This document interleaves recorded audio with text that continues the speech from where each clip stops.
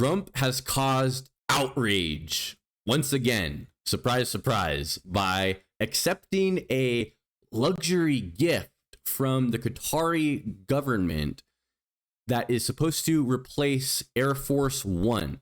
Let's head on over here to CNN, where it says Trump says U.S. government plans to accept luxury gift following reports of multi-million-dollar gift from Qatar. Trump said Sunday night that the Defense Department plans to accept a Boeing 747-8 jet to replace Air Force One as a gift free of charge. CNN reported earlier Sunday that the Trump administration was set to accept a luxury plane from the Qatari royal family that will be retrofitted and used as Air Force One during the president's second term, according to two people familiar with the agreement. In a post on Truth Social, Trump said the multi-million-dollar jet would be used on a temporary basis in a very public and transparent transaction. Trump is set to embark Monday on his first major foreign trip, which includes a stop in Doha, Qatar. What a coincidence. What a coincidence. Given the massive value of a Boeing 747-8, the move is unprecedented and raises substantial ethical and legal questions. A Qatari official said the plane is technically being gifted from the Qatari Ministry of Defense to the Pentagon, describing it as more as a government-to-government transaction instead of a personal one.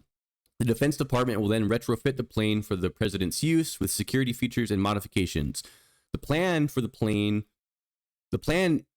the plane, to eventually be donated to Trump's presidential library after he leaves office, ensuring that he can continue to use it, according to a person familiar. The possible transfer of an aircraft for temporary use as Air Force One is currently under consideration between Qatar's Ministry of Defense and the U.S. Department of Defense, but the matter remains under review by the respective legal departments. So Trump's going to Qatar literally this week, and it just so happens that he gets gifted a plane that has massive value to replace Air Force One. Does anybody feel like or think that that might be a little bit of a conflict of interest, if not literal, just straight up direct bribery of the president? This is coming from the party and the guy who nonstop rattled on about Hunter Biden's connections to Ukraine and the Biden crime family enriching themselves, and just absolutely comical level of just debauchery here, right?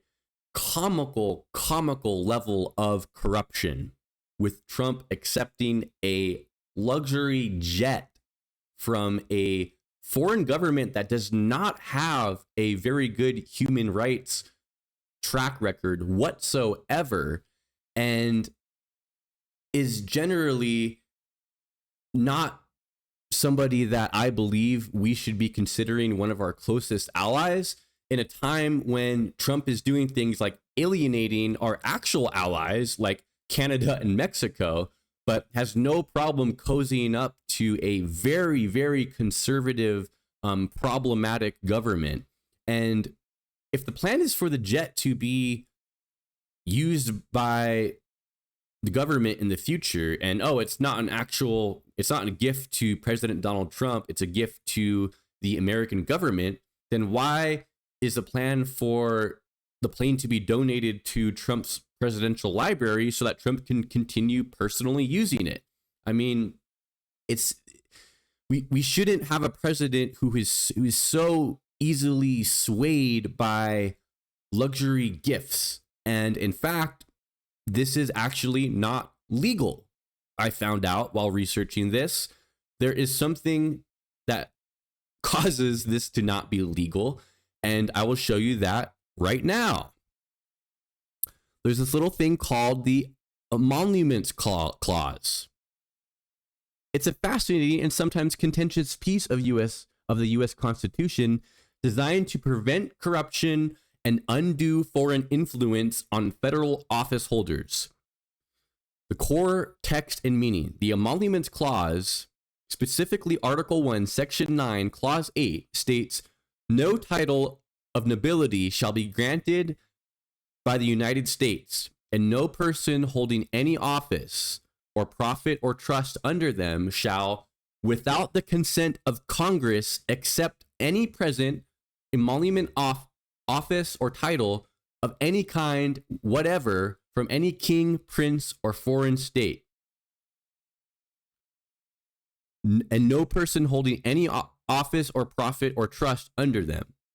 This applies to a broad range of individuals working for the U.S. government, including the president, vice president, cabinet members, members of Congress, federal judges, military officers, and even potentially some government contractors, depending on the interpretation of office of profit or trust, shall, without the consent of Congress, accept any present, emolument, office, or title of any kind whatsoever from any king, prince, or foreign state.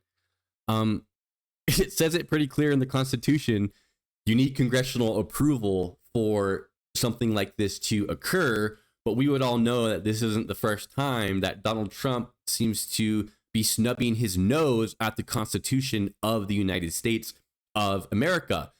And let's look at some of Qatar's just a bit of their human rights abuses from amnesty.org.